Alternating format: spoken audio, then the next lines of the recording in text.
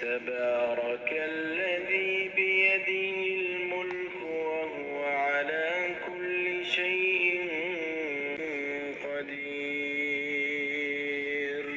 الذي خلق الموت والحياة ليبلوكم أيكم أحسن عملا وهو العزيز الغفور الذي خلق 7 سماوات طباقا ما ترى في خلق الرحمن من تفاوت فارجع البصر هل ترى من فطور ثم ارجع البصر كرتين ينقلب إليك البصر خاسئا وهو حسير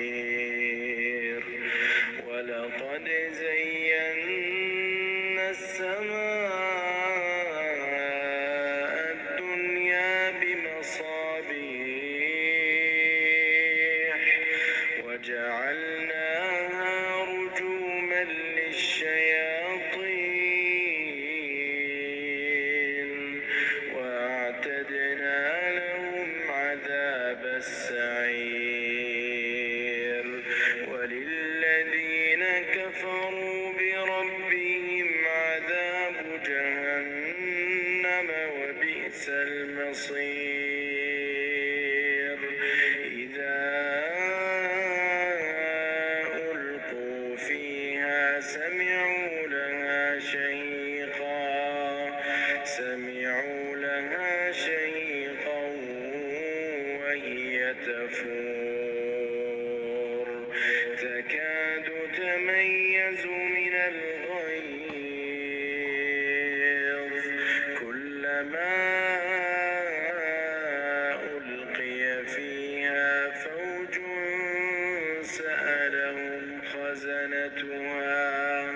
سألهم خزنتها ألم يأتكم نذير قالوا بلى قد جاءنا نذير فكذبنا وقلنا ما نزل الله من شيء إن أنتم إلا في ضلال كبير وقالوا لو كنا نسمع أو نعقل ما كنا في أصحاب السعير فاعترفوا بذنبهم فسحقا لأصحاب السعير إن الذين يخشون ربهم بالغيب لهم مغفرة وأجر كبير وأسروا قولكم أو اجهروا به إنه عليم بذات الصدور ألا يعلم من خلق وهو اللطيف الخبير هو الذي جعل لكم الأرض ذلولا فامشوا في مناكبها وكلوا من رزقه وإليه النشور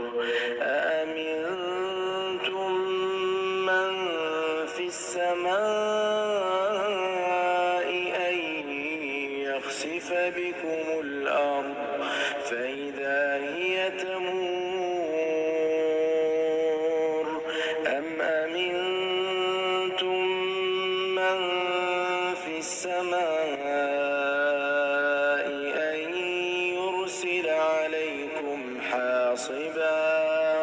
فستعلمون كيف نذير ولقد كذب الذين من قبلهم فكيف كان نكير أولم يروا إلى الطير فوقهم صافات ويقبضن ما يمسكهن إلا الرحمن إنه بكل شيء بصير أمن هذا الذي هو جند لكم ينصركم من دون الرحمن إن الكافرون إلا في غرور أمن هذا الذي يرزقكم إن أمسك رزقه بل لجوا في عتو ونفور أفمن يمشي مكبا على وجهه أهدى أمن يمشي سويا على صراط مستقيم قل هو الذي أنشأكم وجعل لكم السمع والأبصار والأفئدة قليلا ما تشكرون قل هو الذي ذرأكم في الأرض وإليه تحشرون ويقولون متى هذا الوعد إن كنتم صادقين قل إنما العلم عند الله وإنما أنا نذير مبين فلما رأوا زلفة سيئت وجوه الذين كفروا وقيل هذا الذي كنتم به تدعون قل أرأيتم إن أهلكني الله ومن معي أو رحمنا فمن يجير الكافرين من عذاب أليم قل هو الرحمن آمنا به وعليه توكلنا فستعلمون من هو في ضلال مبين قل أرأيتم إن أصبح ماؤكم غورا فمن يأتي